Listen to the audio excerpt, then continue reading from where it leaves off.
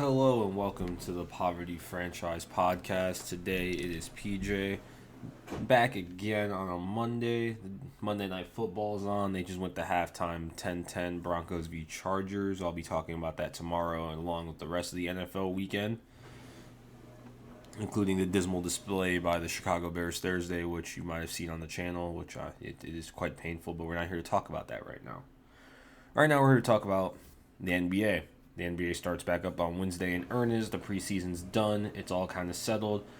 I just want to do a quick little preview on the NBA. I might try to seed the teams at the end in the Eastern Western Conference. I'm only going to be talking about the teams that are competing in depth.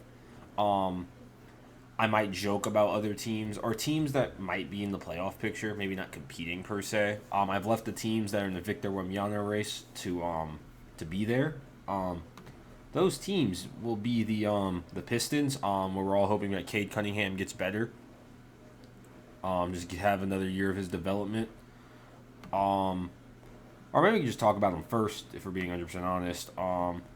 But yeah, really going to see Marvin Bagley. That's the only other interesting storyline going into this year is how and then Jaden Ivey, if he's going to be good or not. Same with Jalen Duren. But Marvin Bagley, being free from the pain that is Sacramento, really going to help him. Let's see how good of a player he is. See how Sadiq Bey and Killian Hayes are in their second year as well. You have a couple dudes like Nerlens Noel and Alec Burks, older guys, Rodney McGruder, career role players. And dudes like Kevin Knox trying to save their career. They're probably going to waive Kemba before the year starts, so it is what it is. Getting Victor would help. The Wizards I've thought about not putting in the complete tank category because they could sneak into the play-in on paper. I mean, guys like Kuzma, Porzingis, Daniel Gafford, Bradley Beal leading the charge, Taj Gibson's old ass. Rui Hachimura, Dylan Wright, Corey Kispert, Will Barton. The team is like a play-in team on paper. They're just not very interesting for me to talk about, per se.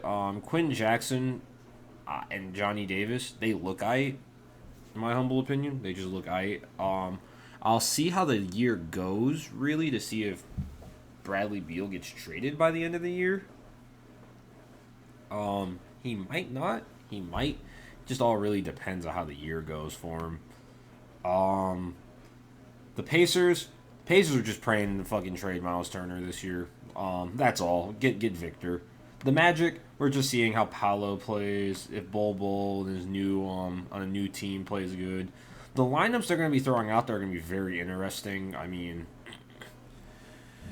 there's a lot of young talent here. It's just like 2 years away. They're going to be without Jalen Suggs for the beginning of the year. He's hurt. Jonathan Isaac will be making his first return to basketball in like 2 seasons after tearing his ACL in the bubble. And they're going to see how like dudes like RJ Hampton, Cole Anthony develop.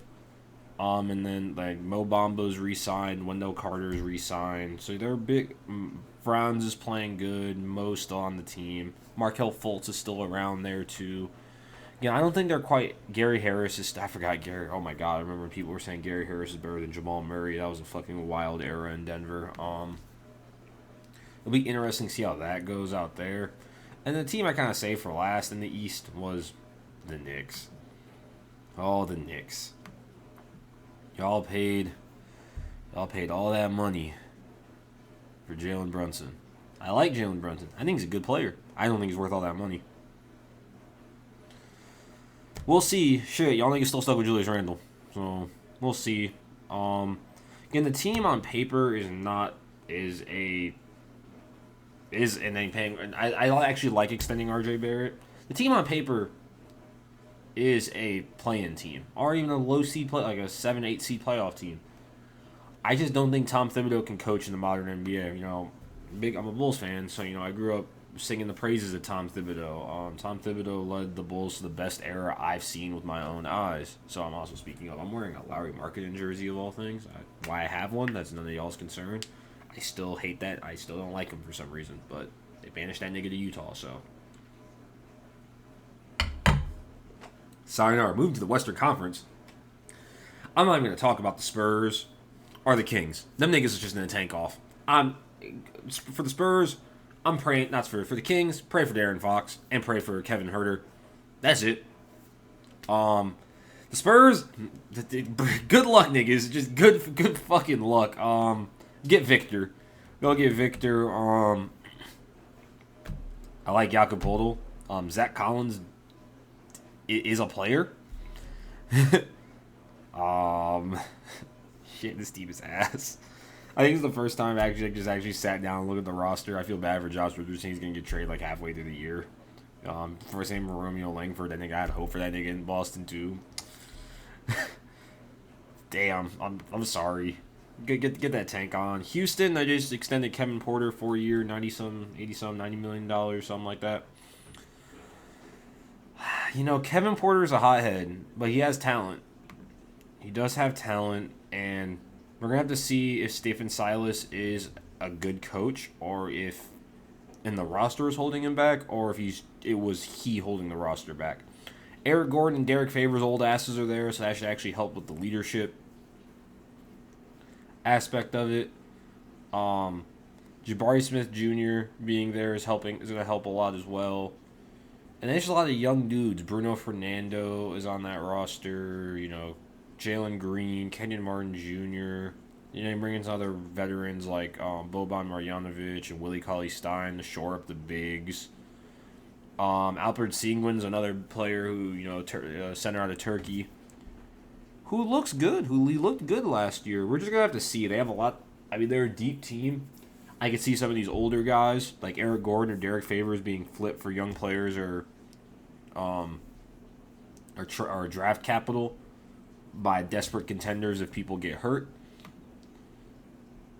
Like I said, I was not going to talk about them in depth. Now I'm talking about them in depth. The Jazz, same boat. Y'all niggas tanking. Colin Sexton, go hoop out there. Go have fun. You and Jordan Clarkson are going to go have a fucking blast. THT and Larry Marketing. This is a mid-off. I like Nickeil Alexander-Walker. He's a good young player. Johnny Juzang coming off the bench as a two-way. I think he should get out of that two-way spot. I think he's much more talented than that. But the team doesn't scream. It doesn't scream like a play-in team or anything like that in the West. So have fun with the Victor lottery. And I saved the Thunder.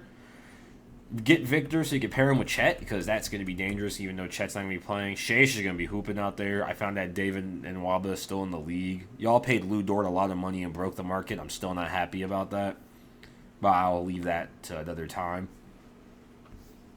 And the team I saved for last is the Portland Trailblazers. I just don't think they're an interesting team to talk about. I really don't. I mean, Chauncey Billups will be the coach. I mean, they've signed dudes like Gary Payton II. That's good defense. You have Anthony Simmons. You have Josh Hart. And you still have Dame there.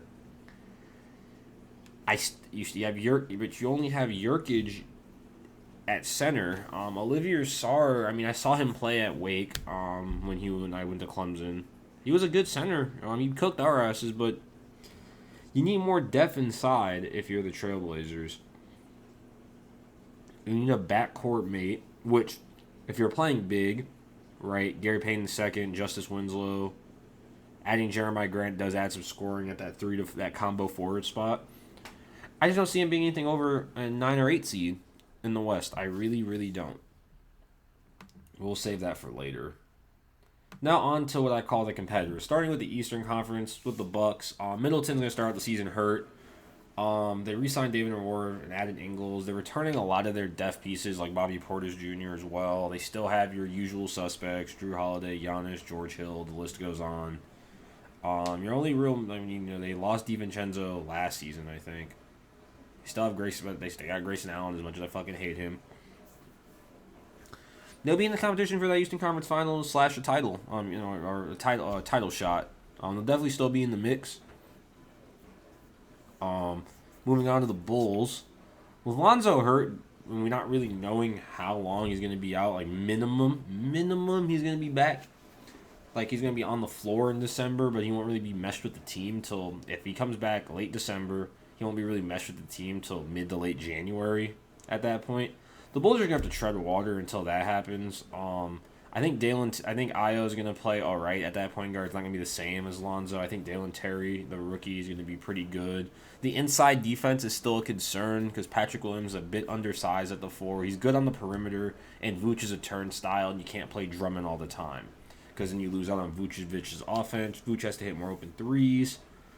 But really, they're just going to have to stay around till Lonzo gets healthy. But at that point, they're not going to be a top 4 seed. They're going to have to sneak in on the 5, through the 5 through 8 spot. With all that treading water they're going to have to do. But I still think they should make the playoffs. If Lonzo's hurt the whole time, they might be in play-in territory. They might be more like 7-10 in the East. The Heat also are making around a title. Jovic looks like a hooper. I just getting confused with the soccer player. I think he's still in Frankfurt. I hope he is. Please tell me I'm right. Probably I'm wrong. Hero got overpaid, but it was a necessary overpay because you had to keep him around. Udonis Haslam's around. They're also bringing back most of the usual suspects. As long as health is not a concern, and Tyler Hero and Duncan Robinson can play a little bit. If Duncan Robinson can play a little bit of defense, shit, they might be a title team. But that's neither here nor there. And then probably the biggest mover in the East, the Cleveland Cavaliers. The team got much better in the offseason, without saying. Donovan Mitchell's there.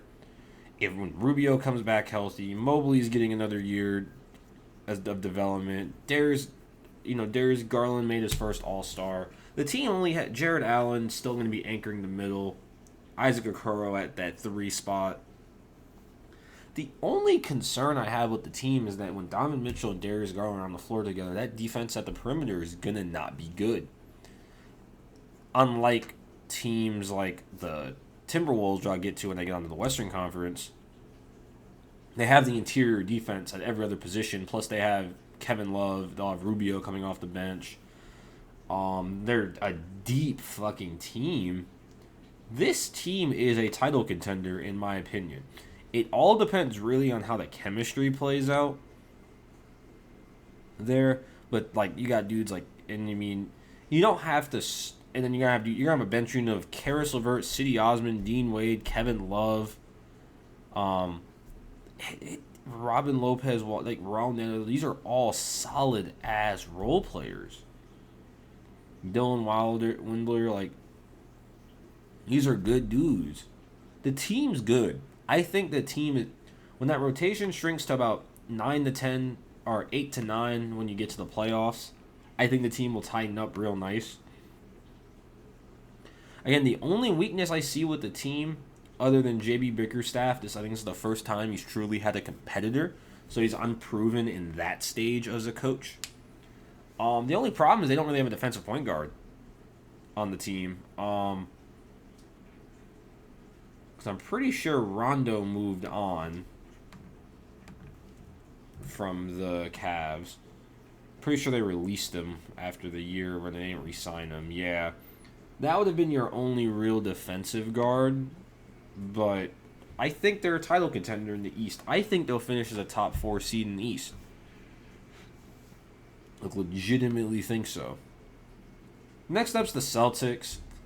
Again, they almost were having the worst offseason. The Hornets definitely took that cake. The Ime situation and Danilo Gallinari being hurt and having to settle for Blake Griffin does not help that return trip to the finals. I actually think it handicaps it completely. I don't think they're getting back to the Eastern Conference Finals, let alone the finals. Will they be a playoff team? Yeah, they're around where that Bulls are. They're going to probably be... I'm toying where I'm going to put the Celtics and Bulls. They're probably going to be 5 and 6, though. Like, consecutively, or 6 or 7. And they're probably a first-round exit this year. However, if Joe Mazzulla is not a bad coach, he didn't look too bad in the naked eye in the preseason, and Jaylen Brown and Jason Tatum are still playing that high level. Peyton Pritchard and the addition of Malcolm Brogdon on this team is nothing to slouch at.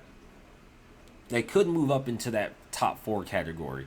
But I think with the Bucks, the Heat, the Cavs, and the Sixers, by the way, I'd probably be my top 4 in some way, shape, or form.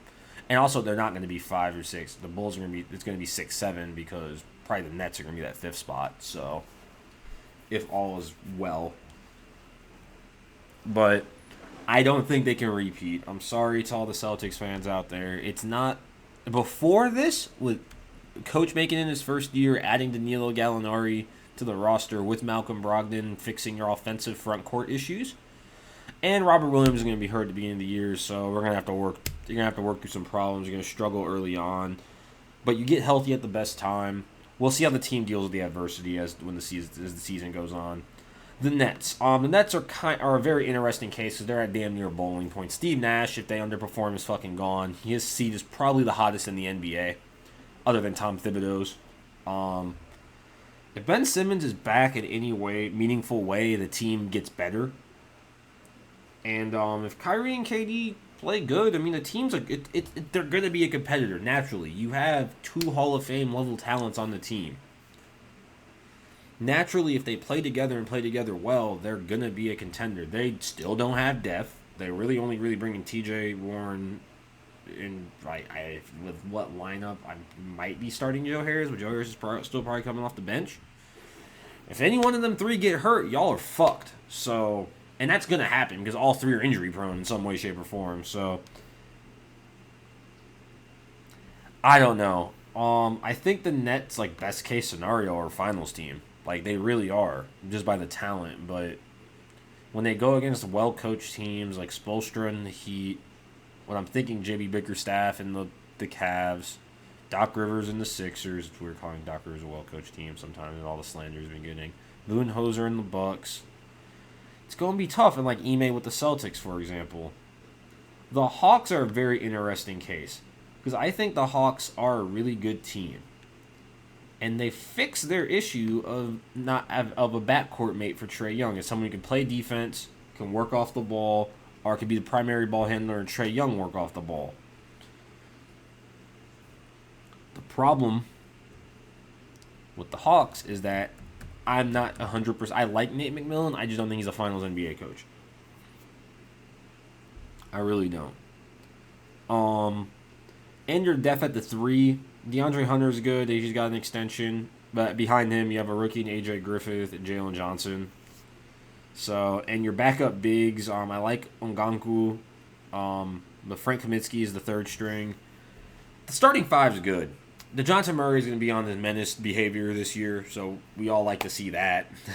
But really, surface level, the East is just crowded.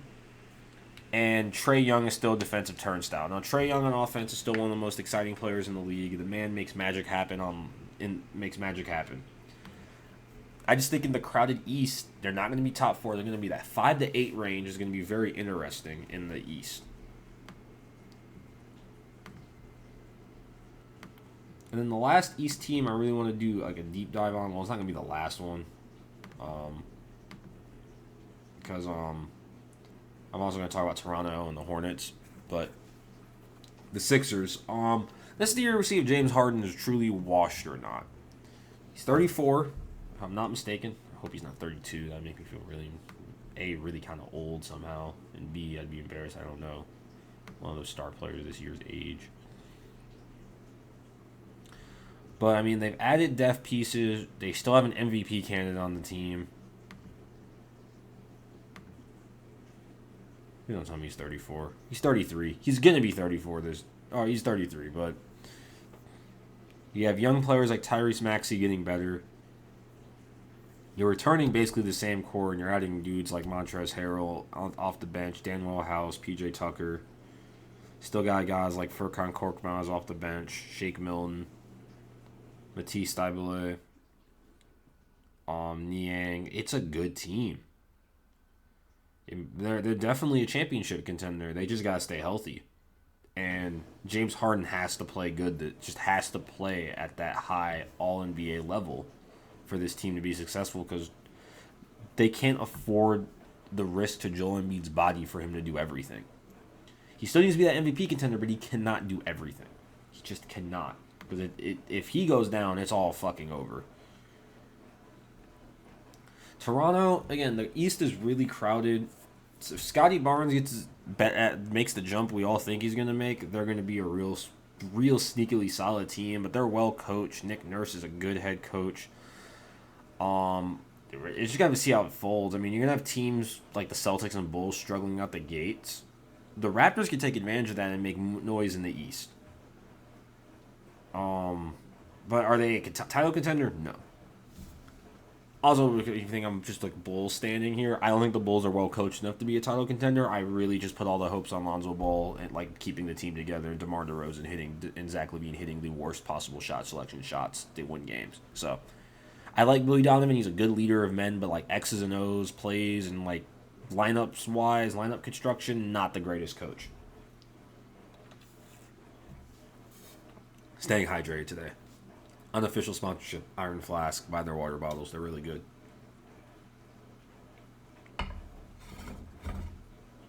Then the Hornets.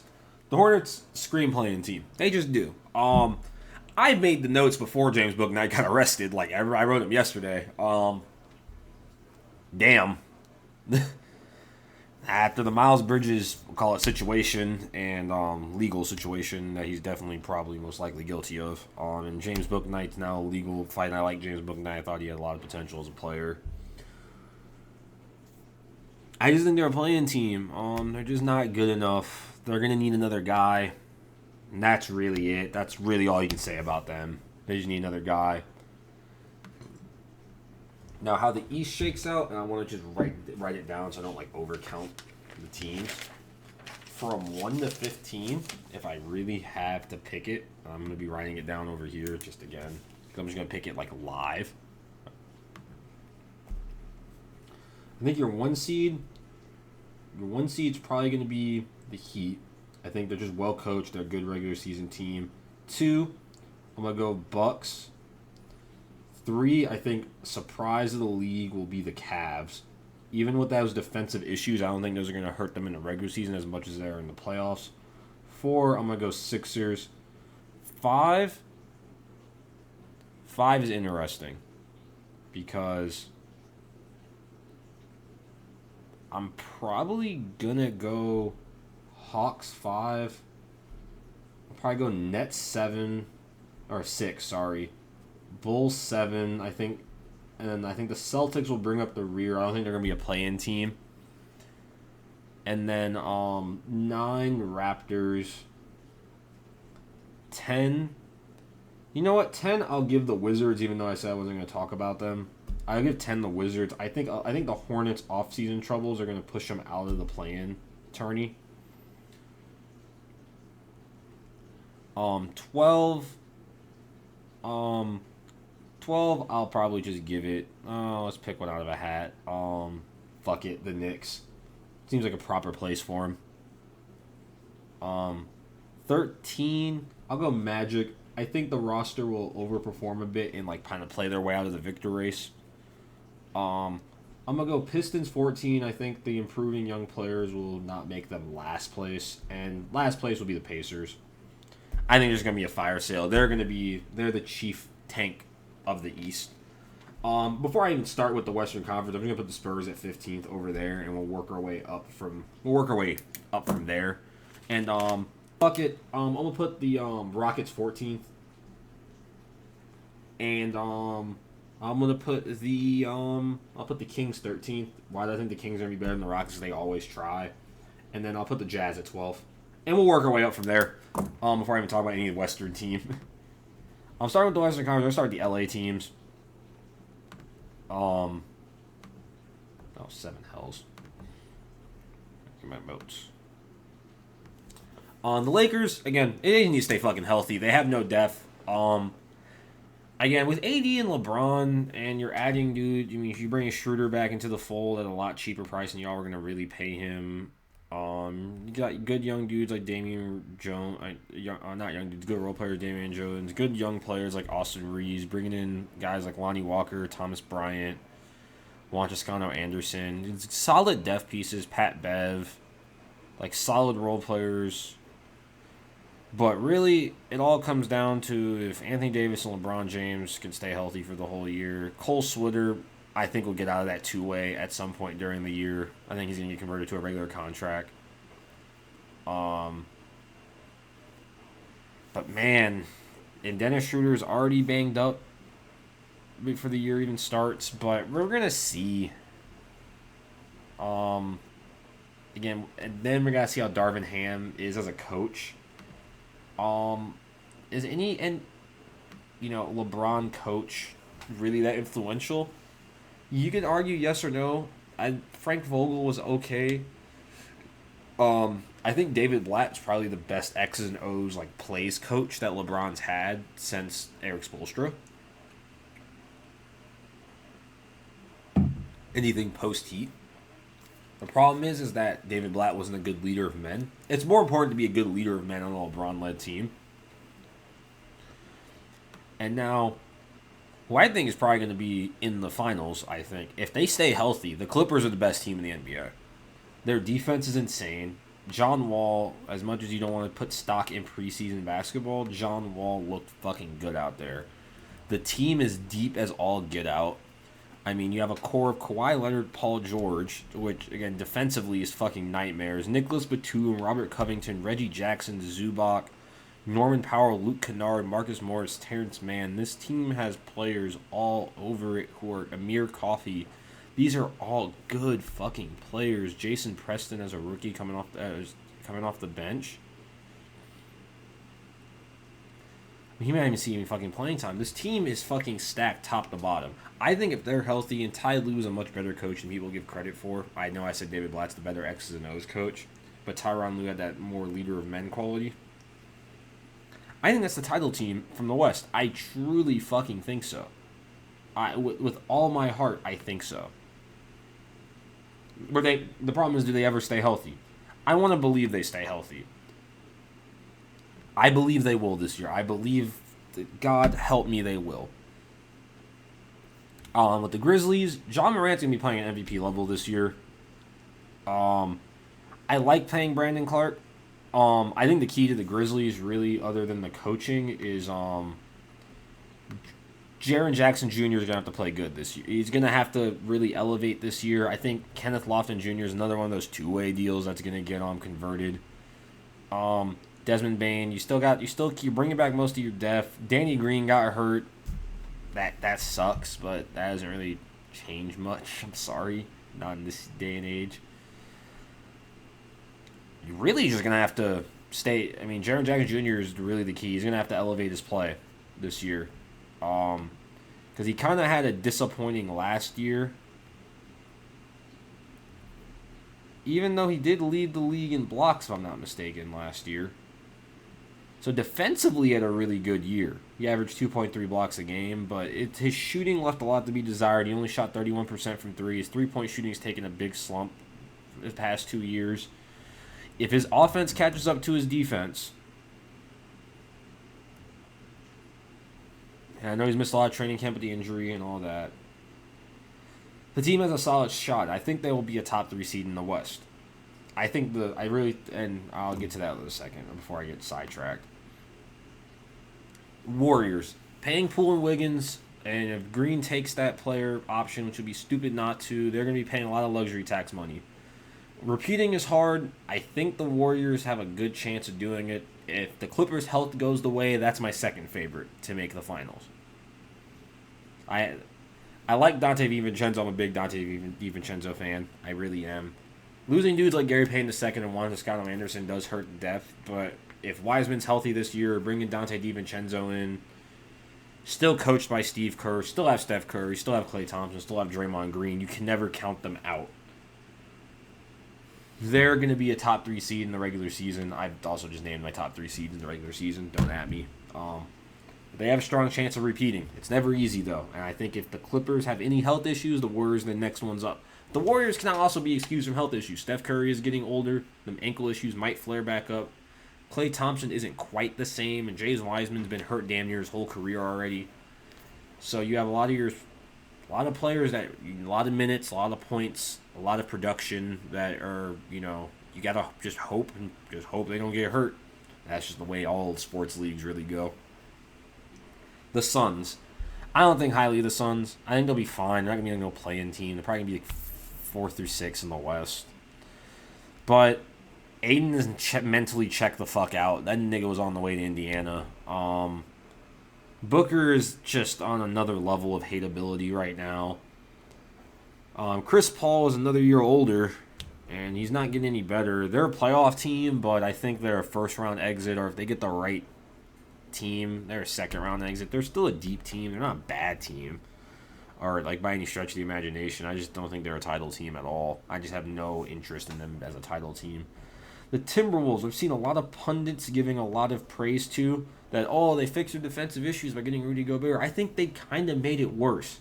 Their interior defense, sure, the Jazz's interior defense is great, but anyone who watches any basketball can tell you how the Jazz got beat. The pick and roll. Because Donovan Mitchell was too small to get over those screens and Rudy Gobert was too slow to do much about them.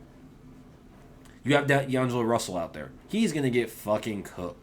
He's going to get cooked, and now you have two immobile bigs on the perimeter who can't do shit about it. Their offense is going to miraculously get better, though. They're going to have one of the most high-powered offenses the league's ever fucking seen because they're going to be gobbling up rebounds, second possessions. You know, and the team is deep. I mean, Anthony Edwards is going to be having a fucking blast out there. You got dudes like Bryn Forbes, Austin Rivers, Luka Garza, PJ Dozier, Kyle Anderson coming off the bench, Taurean Prince. It's a deep team again. Naz Reid as your main backup center. I just think your problem with this team really is that how are you going to deal with those smaller lineups in the playoffs with that Twin Towers offense, with that Twin Towers lineup?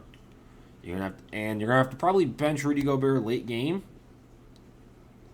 Then your other options are really playing the four. Maybe Eric Paschall's back on the two-way. Maybe he gets reconverted. That's another dude I think will probably get reconverted back to a normal contract through the year. You just got to see how that really fucking works out. But I just don't think they're gonna do much in like the playoffs. I think they might win their first round game, especially if it's something against like the Suns. But I think your smaller, more well-coached teams are gonna run circles around them. The Nuggets. The Nuggets are the most interesting team in the West because with Jamal Murray back, we can finally see what they can fucking do in the playoffs outside the bubble. You have Jokic, you have an MVP candidate. Michael Porter Jr. is going to have to play much better. Bones Highland might be the breakout star this team really needs. Michael Porter Jr. does not rise to the occasion. A midseason trade will happen, and they're getting a 3 from somewhere. I don't know where. They're going to find one. Shit, I don't know. Again, I don't know from fucking where, but they will find one. The Pelicans, Zion. It's all about Zion. Zion's there. They can make noise in the playoffs. With the right matchups, you know, with how scrappy, defensive they are, high motor, like to run team. As long as they don't draw the Clippers, I think if all like breaks the right way, they could very well see themselves in the Western Conference Finals, or the Warriors. If they could somehow miss them. Because if they somehow miss them both in the playoffs, which means they'll have to finish top 4, I think, or I had to get my bracket right in my head. But you got Ingram, cast of younger players like Jose Alvarado is like the most popular one I can think of off the top of my head. CJ McCollum with a full year there, Larry Nance Jr., Devontae Graham, Jackson Hayes, even with his legal issues, Herbert Jones. Team isn't bad. The team is not bad at all. It's really just going to be, can Zion stay healthy? I hope he does. That is all I'll say on that. I hope he can stay healthy. And the last team I really want to talk about in the West in earnest will be the Mavericks.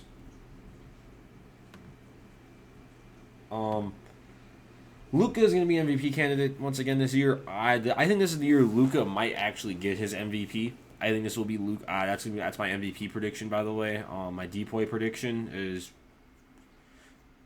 Will I make a Rookie of the Year prediction? It's going to be Paulo Banchero.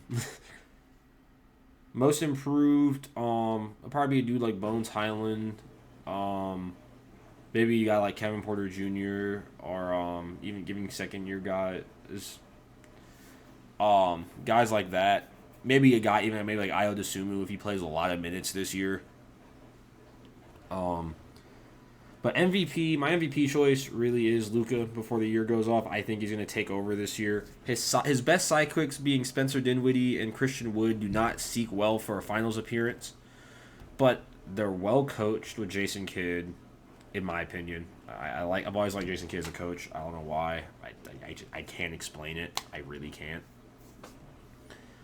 I think they'll make a good run. They have a chance at the conference finals just off of Luka's hopes and dreams alone. But that team rested on Luka's health. But they're not a finals contender because they just don't have that legit second All-NBA option on the team. Spencer Dinwiddie is a nice six-man. Christian Wood's a nice six-man. You know, Dorian Finney-Smith's a nice piece off the bench. Bertans is a nice piece off the bench. Maxi Kleber, Reggie, these are all Tim Hardaway Jr. These are all nice role players. JaVale McGee, nice role player. Dwight Powell. These are not dudes. These are not second options you need to win a championship in the NBA. They're just not. They're going to be a fun team to watch, and I hope the best for them, but they're going to need a second star. And Porzingis should have been the answer for that, but either through his ACL injury or just the league figured him out, it didn't really work out that way. So for the West, I'm going to write it down again to get my numbers right. I'm going Clippers number 1. That's my number 1 seed. The number 2 seed, I'm going to go Warriors. I'm barring great health, by the way. My 3 seed, I'm going to go Memphis. I think they're going to really exceed expectations this year. 4, I really can't count out the Lakers if they're healthy. If I've given the Clippers the benefit of health, I'll give the Lakers the benefit of health as well. 5, I'll go Nuggets. I think with that Jamal Murray team, I think these are all going to be... Also, the asterisk is that I think these are all going to be 48 to 50 win plus teams in the top 5. So these are all going to be exceptionally great teams. 6, I'll give the Suns 6. Again, I don't think they're going to miss the playoffs or anything. I'm really sorry that I have to put the Mavs at 7. Like, I really am. Actually, Timberwolves at 7. Why am I putting the Timberwolves still low? I think the teams are going to figure out their defensive weaknesses pretty early, and I don't think their offense is going to keep up over the course of the regular season. And then 8, I think the Mavs will be bringing up the rear in the West at 8. Me putting the Lakers on a 4 seed, I know that looks really bad. Like, I really do. And I know I completely left the Pelicans out of this. And now I feel really bad as well. And now I don't know what the fuck to do. If I'm not giving health the benefit, I'm legitimately putting... But I'm giving health the benefit. I'm already going to have to strike the Mavs out the playoff picture and give the Pelicans 8 then. And make the Mavs a play-in team. But I don't think Luka's... This is what makes the West so hard. I don't think they're a play-in team. And then, you know what? Fuck it. Because they're perennial 10th team. Trailblazers. Here you go. Fuck off. Get out of my sight. Trash.